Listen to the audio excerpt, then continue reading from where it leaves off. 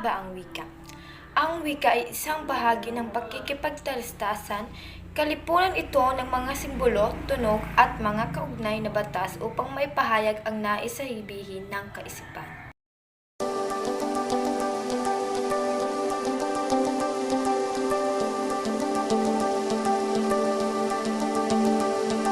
Mayroon tayong 6 na halimbawa ng kahalagahan ng wika. Una, na ipapahayag ang ating damdamin, saloobin at kaisipan. Pangalawa, nalalaman ang gustong ipahiwatig sa kapwa upang magkaintindihan at magkaunawaan ang isa't isa. Pang-apat, ito ang nagbubuklod sa bawat tao hindi lamang dito sa Pilipinas kundi maging sa ibang bansa pa rin. Pang-lima, upang magkakaunawaan at magkaroon ng madaling komunikasyon ang bawat tao kundi pati na rin sa karating bansa nito. Pang-anim, sa pamamagitan ng ating wika ay magkakaunawaan ang mga tao.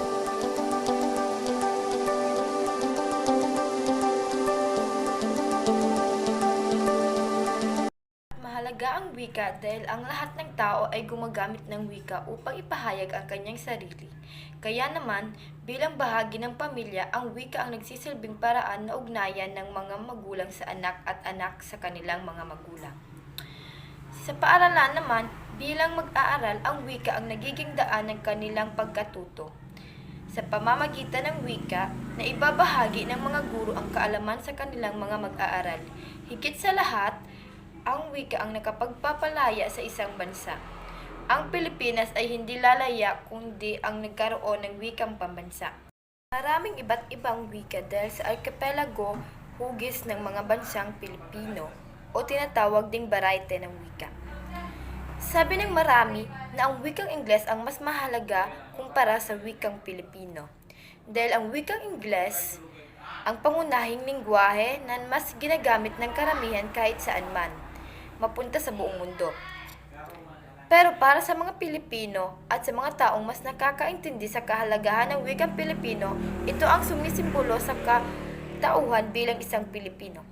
Makakaya ng mapaunlad ang sariling bansa kahit ang sariling wika lamang ang ating gamitin.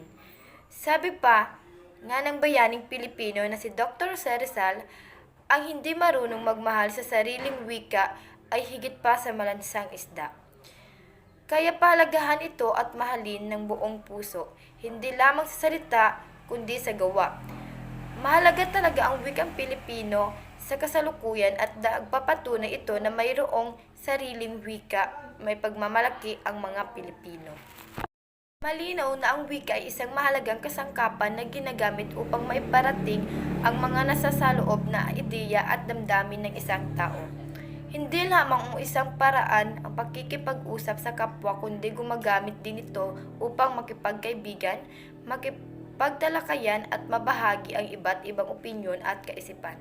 Sa buong kasaysayan, maraming mga bagay, sitwasyon at pangyayari na tumutukoy sa kalagahan ng wika sa mga tao, sa kapaligiran at higit lalo na sa bansa.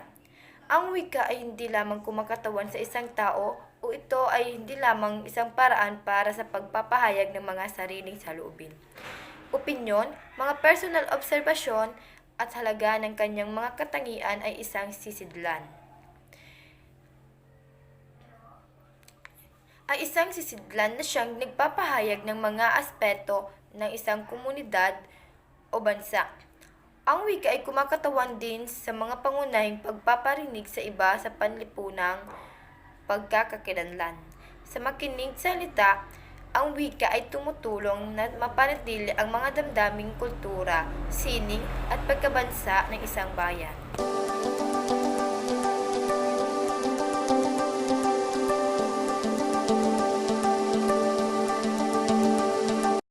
Nga ba na ikukumpara ang wikang Pilipino sa wikang Ingles?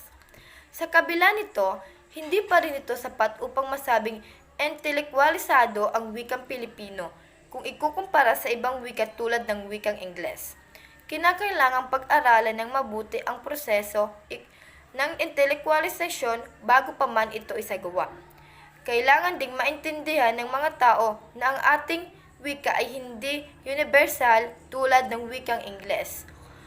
Maisalin man natin ang lahat ng salita sa Pilipino hindi pa rin ito magiging dahilan upang gamitin ng lahat, lalo pat pag-aralan ng iba't tao mula sa ibang bansa. Hindi nito masisiguro na ito'y gagamitin sa pang-araw-araw na buhay. Bukod pa rito, hindi rin ito magiging madaling proseso kung ito'y ituturo sa mga mamamayan sa kabilang banda. Dapat din ay bigyang pansin at pagkakataon ang mga nais magtaguyod ng pag-intelekwalisa ng wikang Pilipino.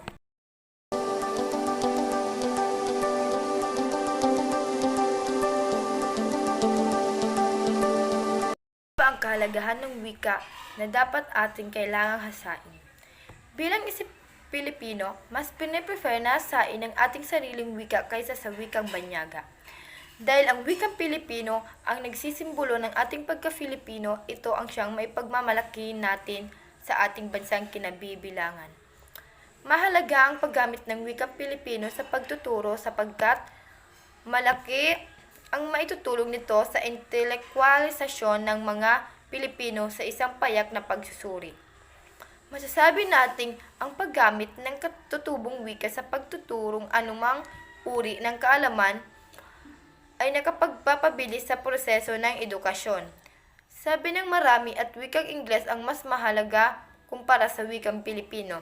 Dahil sa ang wikang Ingles ang pangunahing lingwahe na mas ginagamit ng kararamihan kahit saan man sila magpunta sa mundo.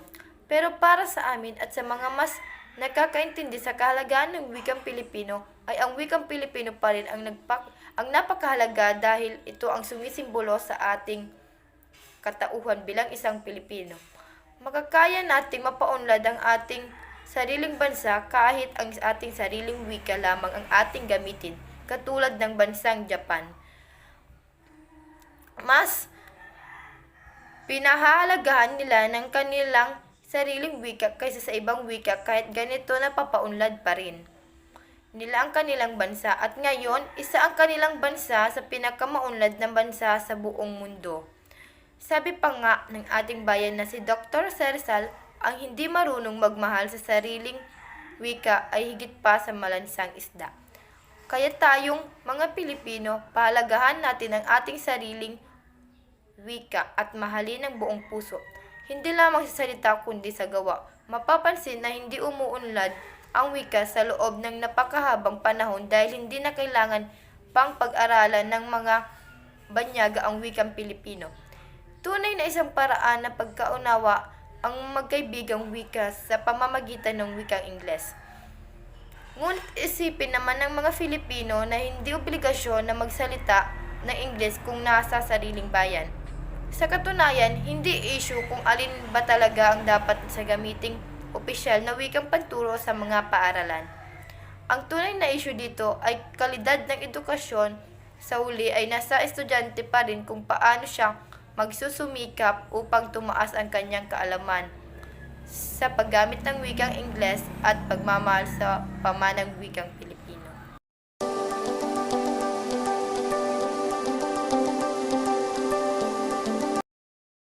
Kahalagaan ng wikang Pilipino sa mag-aaral, ito ay isang mahalagang salik ang wika sa komunikasyon.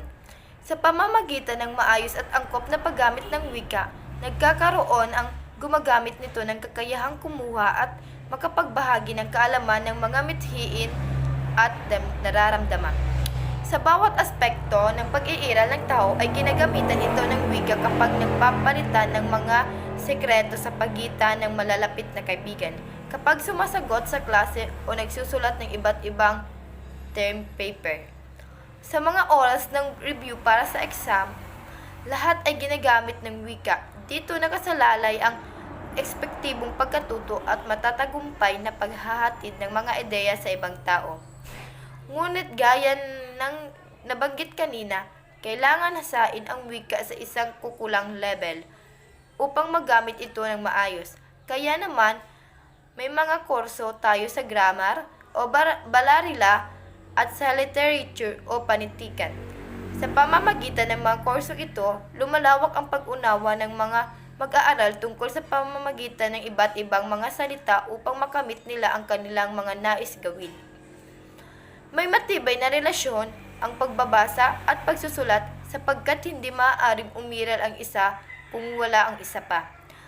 Habang umuunlad ang ating kakayahan sa pagbabasa, ay inaasahang umuunlad din ang ating kakayahan sa pagsusulat. Ginagamit rin ang wikang Pilipino upang mas lalo pang nagbubuklod-buklod ang bawat isa sa ating bansa. Kaya dapat mahalin natin ang sarili nating wika at huwag kalimutan ang importansya nito dahil ito ang kaluluwa ng isang bansa, salamin ng lipunan, sagisag pambansang pagkakilanlan, susi sa pagkakabuklod-buklod ng damdamin at diwa ng mga mamamayan.